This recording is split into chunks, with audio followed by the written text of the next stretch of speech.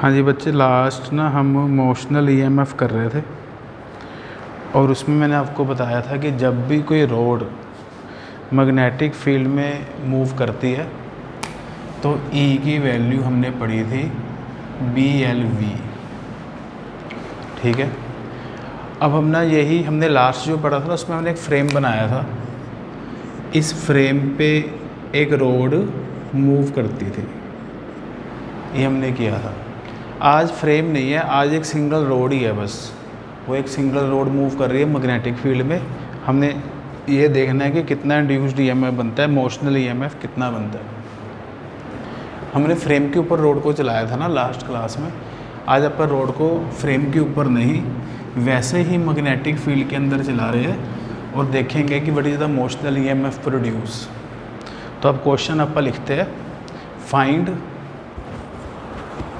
Motional EMF, find motional EMF when a rod of length L, when a rod of length L moving with velocity V in the uniform magnetic field B, moving with velocity V in the uniform magnetic field B with the help of the concept of Lorentz force। हमने ना motional EMF पता लगाना है with the help of the concept of Lorentz force. Lorentz force अपन ने 3rd chapter में पढ़ी है। लॉरेंस फोर्स की हेल्प से हमने पता लगाना है what is the induced EMF produce. तो ये आपके पास क्रॉस में ये मैग्नेटिक फील्ड है,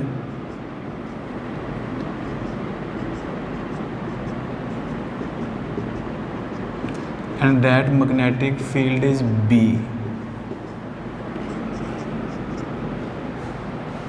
इस मैग्नेटिक फील्ड में एक रोड है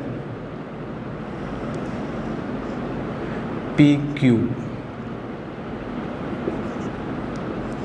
and this rod is moving with velocity V in this magnetic field। कोई इसके साथ फ्रेम नहीं लगा हुआ, सिंपल एक रोड चल रही है और इस PQ की जो लेंथ है वो है L। PQ की जो लेंथ है that is L and this PQ is moving with constant velocity V in this magnetic field B। ठीक है, थोड़ी सी अपन थ्योरी लिख लेते हैं। Consider a rod PQ of length L moving with velocity V, in the uniform magnetic field B,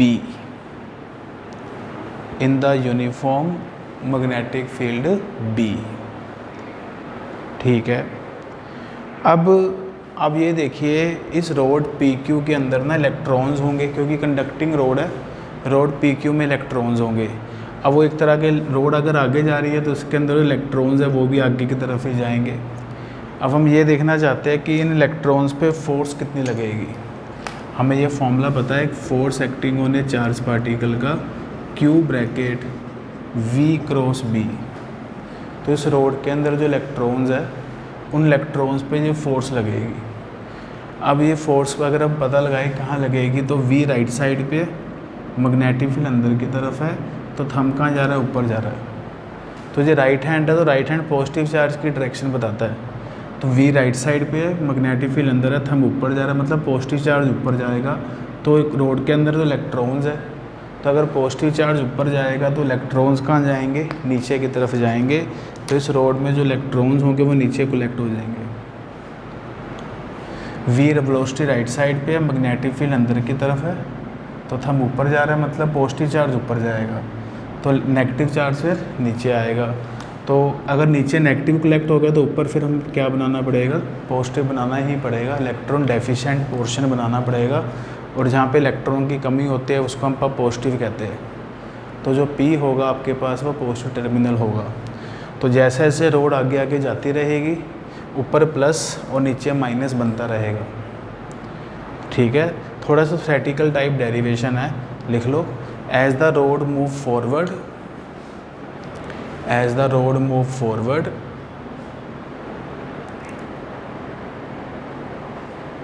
positive and negative charge accumulated. As the road move forward, positive and negative charge start accumulated at P and Q, और जो positive और जो negative charge है ना वो P और Q पे collect होने शुरू हो जाएंगे। एंड ड्यू टू विच, इस पॉजिटिव चार्ज के कारण P पे और Q पे है नेगेटिव चार्ज, तो एक ना इलेक्ट्रिक फील्ड क्रिएट हो जाएगा। इलेक्ट्रिक फील्ड की डायरेक्शन होती है पॉजिटिव टू नेगेटिव, तो चार्ज ऊपर इकट्ठा होता जा रहा है तो एक इलेक्ट्रिक फील्ड बनता जा रहा है। ठीक है, अब इसके बीच में मैं अलग से डायग्राम यहाँ बना रहा हूँ, इसके बीच में इलेक्ट्रॉन है, इलेक्ट्रॉन्स भरे हुए हैं, तो इस रोड के बीच में जो इलेक्ट्रॉन्स है, अब उस इलेक्ट्रॉन पे इलेक्ट्रिक फील्ड पे फोर्स लगाएगा, मैग्नेटिक फील्ड तो पहले से ही लगा रहा है। इस इलेक्ट्रॉन पे मैग्नेटिक फील्ड फोर्स कहाँ लगा रहा है, नीचे की तरफ लगा रहा है। हमने ये लिखा था, ये मैग्नेटिक फोर्स के कारण नेगेटिव आया था, मैग्नेटिक फील्ड नीचे की तरफ फोर्स लगा रहा है। इस इलेक्ट्रॉन पे इलेक्ट्रिक फील्ड कहाँ फोर्स लगाएगा, इलेक्ट्रॉन पे नेगेटिव चार्ज है, तो नेगेटिव चार्ज पॉजिटिव की तरफ अट्रैक्ट होता है, तो due to electric field force कहाँ लगेगी, ऊपर लगेगी, और due to magnetic field force कहाँ लगेगी, नीचे लगेगी। तो इस इलेक्ट्रॉन पे ना इलेक्ट्रिक और मैग्नेटिक दोनों के कारण फोर्स लगनी शुरू होगी।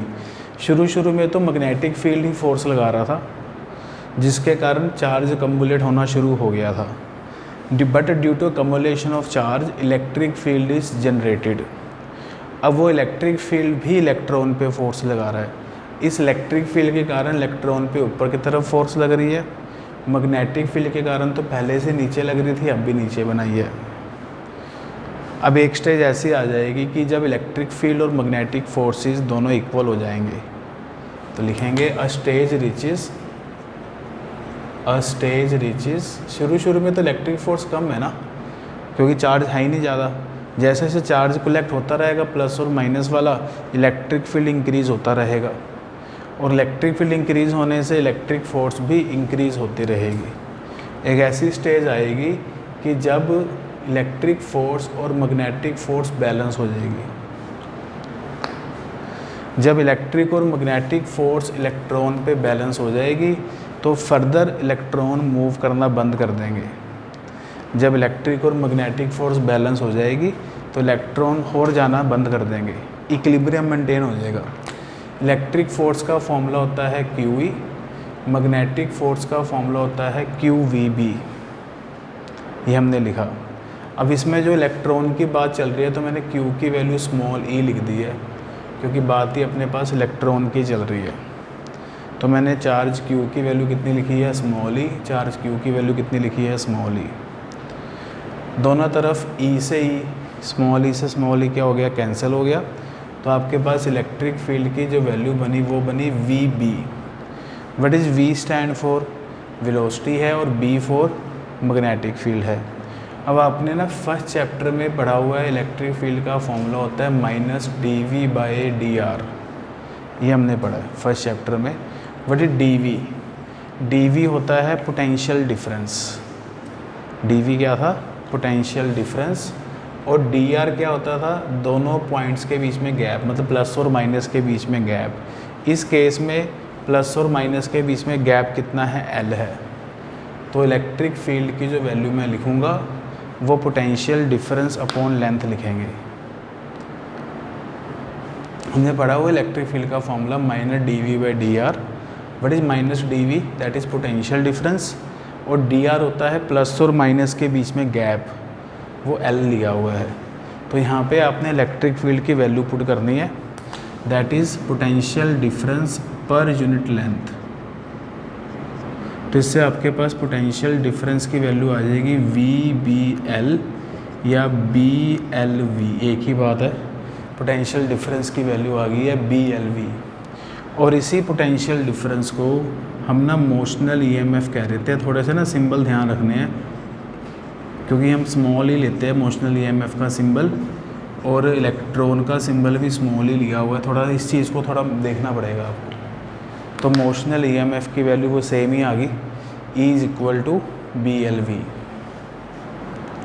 ठीक है, इसका मतलब जब कोई सिंगल रोड भी मूव करेगी ना मैग्नेटिक फील्ड के अंदर, तब भी उसके एंड्स के अक्रॉस क्या क्रिएट हो जाएगा, पोटेंशियल डिफरेंस बन जाएगा।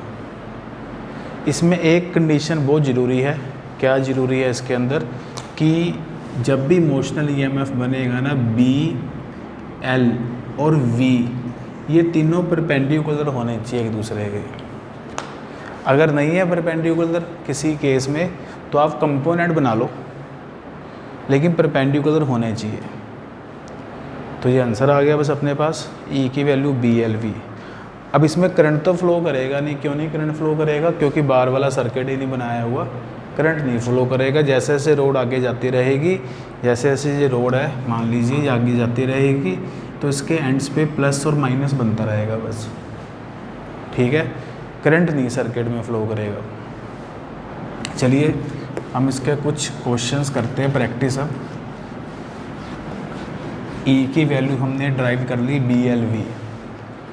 एक सिंपल सा क्वेश्चन आपको दे रहा हूँ ताकि हमें पता चल जाए परपेंडिकुलर कंपोनेंट ये आपको लेना है। ये आपके पास मैग्नेटिक फील्ड है B, इस मैग्नेटिक फील्ड B में एक रोड है जिसकी लेंथ है L। वो रोड ना ऐसे जा रही है V वेलोसिटी से थीटा एंगल पे। मैग्नेटिक फील्ड के अंदर जो रोड है वो V वेलोसिटी से इस तरफ जा रही है थीटा एंगल पे। हमें बताना है कि what is the motional EMF, और पोलैरिटी भी बतानी है। पोलैरिटी समझ गए कि प्लस माइनस बताना है, P पे प्लस बनेगा या माइनस बनेगा। ये रोड ऐसे जा रही है। अब आपको मैंने बताया कि B, L और V क्या होने चाहिए, परपेंडिकुलर होने चाहिए। इसमें वेलोसिटी कुछ एंगल पे जा रही है तो कोई दिक्कत नहीं है, वेलोसिटी के कंपोनेंट बना लो।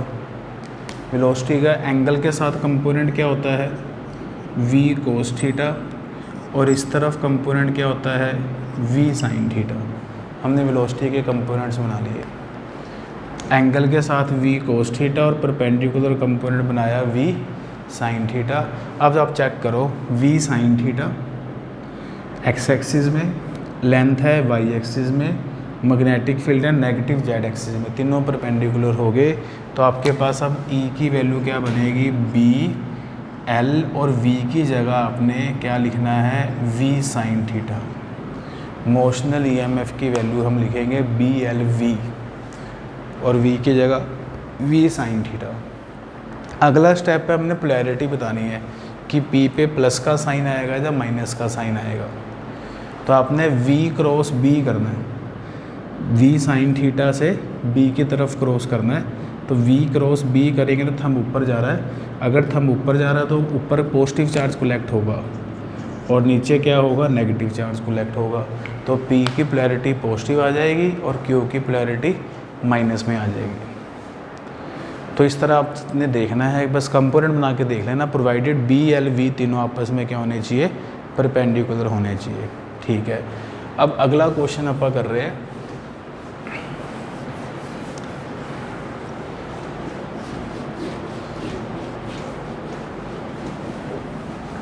हाँ जी, क्वेश्चन के स्टेटमेंट लिखेंगे, an aeroplane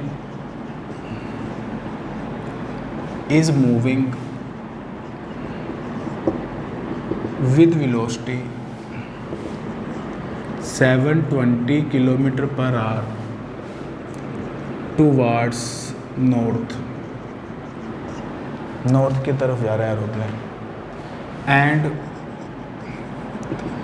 it's wings of length 10 metre along east waste.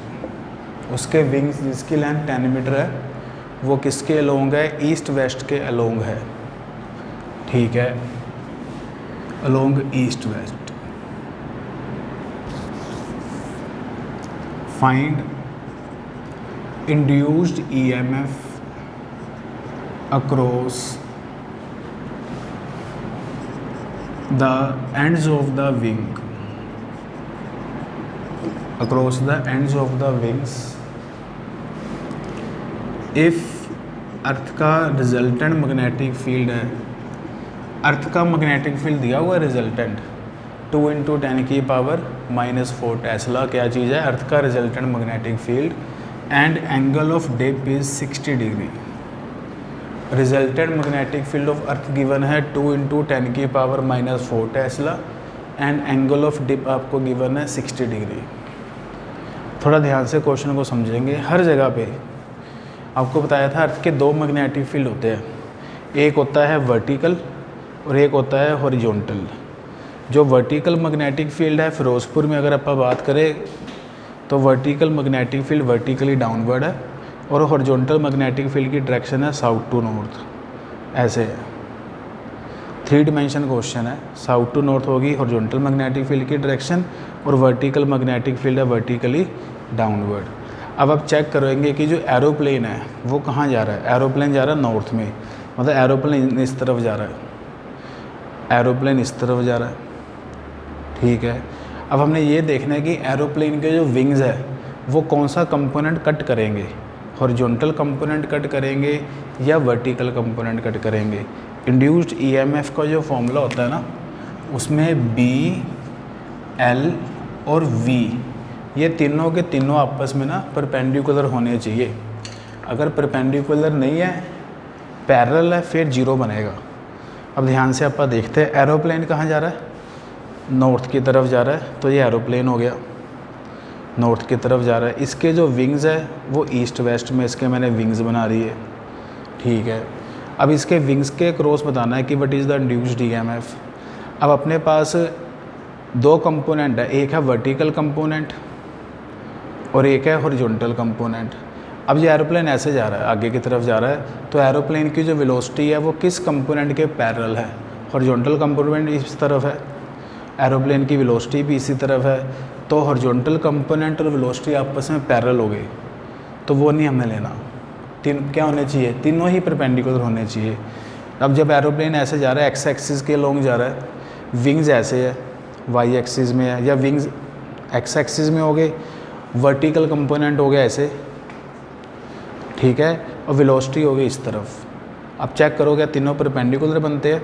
Wings है ईस्ट वेस्ट में, एरोप्लेन जा रहा है नॉर्थ में, और वर्टिकल कंपोनेंट है वर्टिकली डाउनवर्ड। क्या तीनों परपेंडिकुलर है? थोड़ा सोच के देखना पड़ेगा।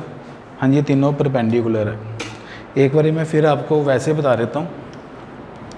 जब एरोप्लेन अपने पास चलेगा तो वर्टिकल कंपोनेंट तो ऊपर से नीचे की तरफ होंगे, ये बी वी वर्टिकल कंपोनेंट है।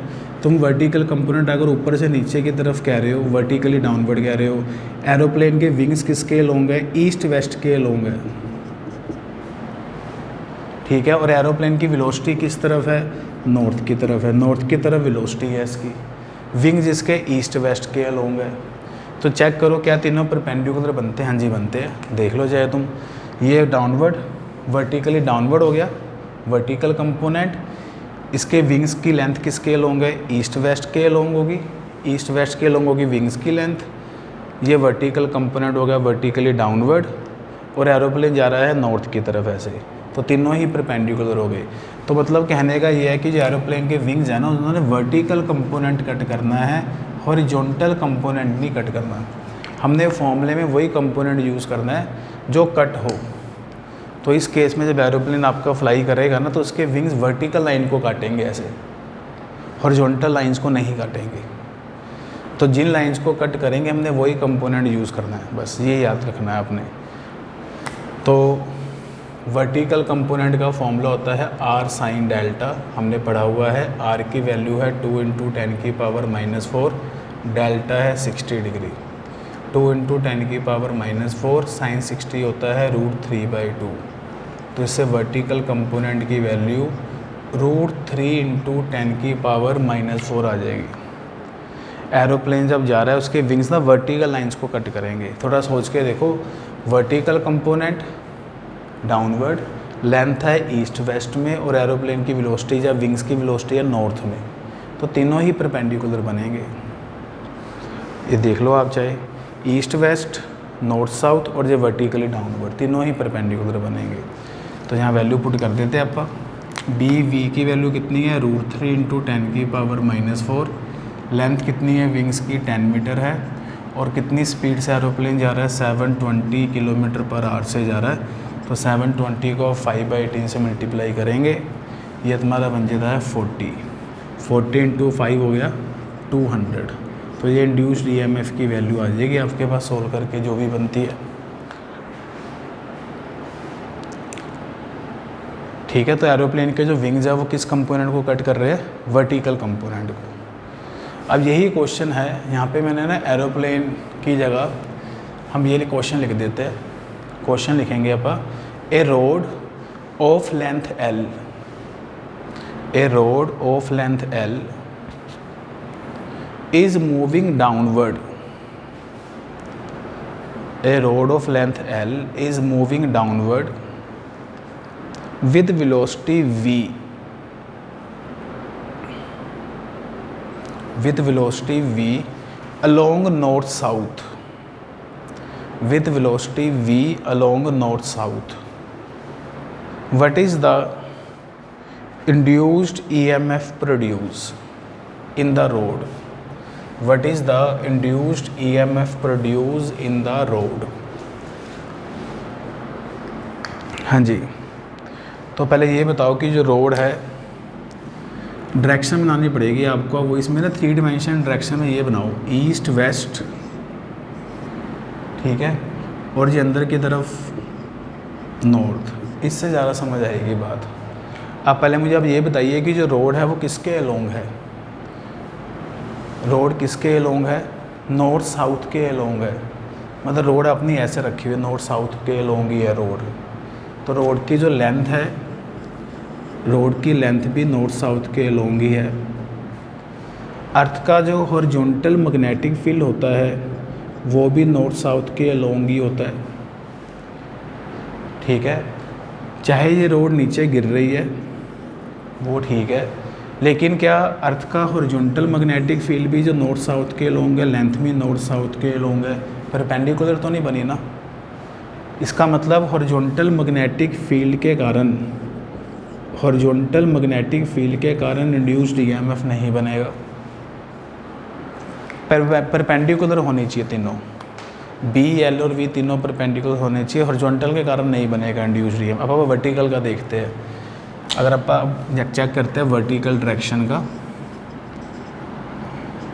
ये नॉर्थ डायरेक्शन होगी, रोड कहाँ जा रही है, नॉर्थ साउथ में जा रही है, ठीक है, और नीचे गिर, नॉर्थ साउथ के लॉन्ग रोड है और वो रोड ऐसे नॉर्थ साउथ डायरेक्शन में और गिर नीचे रही है, moving downward with velocity v।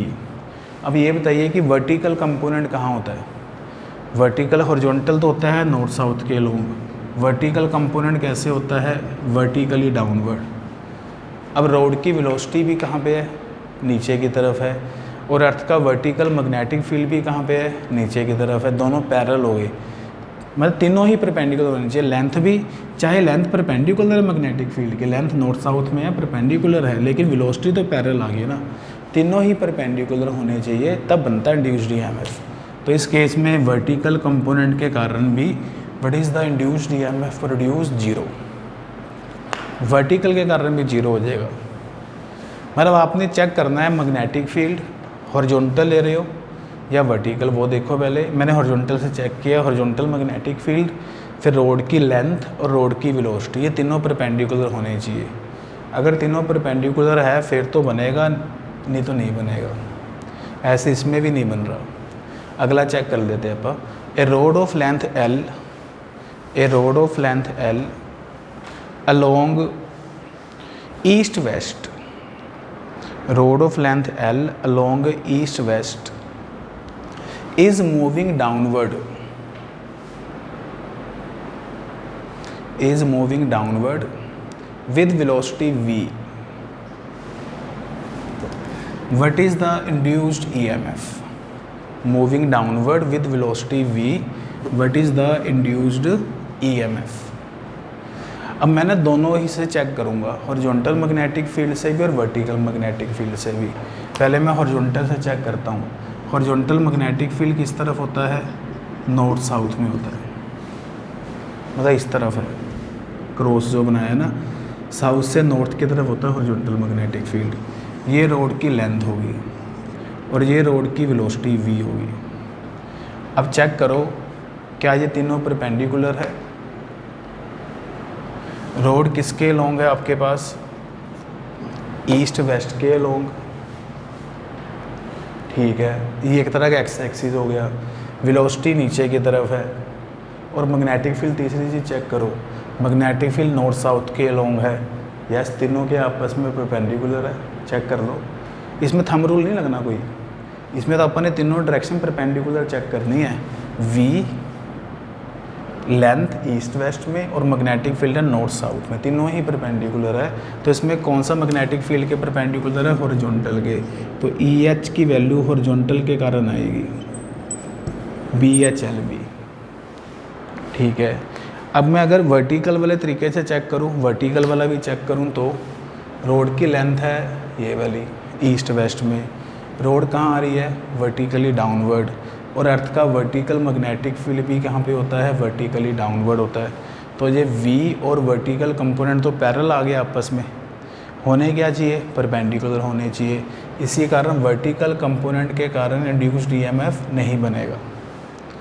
ये ना डायरेक्शन एक बार दोबारा समझ लो, ये वेस्ट होता है, ये ईस्ट होता है, सामने की तरफ साउथ होता है, इस तरफ होता है नॉर्थ। और मैग्नेटिक लाइंस की डायरेक्शन होती है साउथ टू नॉर्थ, अर्थ के मैग्नेटिक फील्ड की, तो साउथ से नॉर्थ की तरफ। तो इसलिए मैंने ये क्रॉस लगाया और यहाँ पे अंदर की तरफ नॉर्थ है और बाहर की तरफ साउथ है। ये 3 डायमेंशन डायग्राम है, इससे हमें बड़ी हेल्प मिलती है। अब एक चीज़ और इसमें पूछी गई है कि पोलैरिटी बताओ, प्लस माइनस कहाँ बनेगा। तो V क्रॉस B करो, V नीचे की तरफ है, मैग्नेटिक फील्ड अंदर की तरफ है हॉरिजॉन्टल, तो V क्रॉस B करो, V नीचे की तरफ, मैग्नेटिक फील्ड अंदर की तरफ है। थंब कहाँ जा रहा है, थंब जा रहा है ईस्ट की तरफ, थंब कहाँ जा रहा है, ईस्ट की तरफ जा रहा है। तो आपका ईस्ट पोलैरिटी बनेगी पॉजिटिव और वेस्ट पोलैरिटी बनेगी नेगेटिव। तो जब कोई रोड ऐसे ईस्ट वेस्ट के अलोंग नीचे गिरेगी ना, तो वो हॉरिजॉन्टल कंपोनेंट काटेगी। हमने यहाँ पे फिर हॉरिजॉन्टल कंपोनेंट यूज़ करना है, ठीक है बच्चे। थैंक यू, इतना हम कर रहे हैं आज। बाकी फिर हम नेक्स्ट क्लास में इसको स्टार्ट करेंगे। थोड़ी डायरेक्शन को अपने ध्यान से समझना। ओके जी।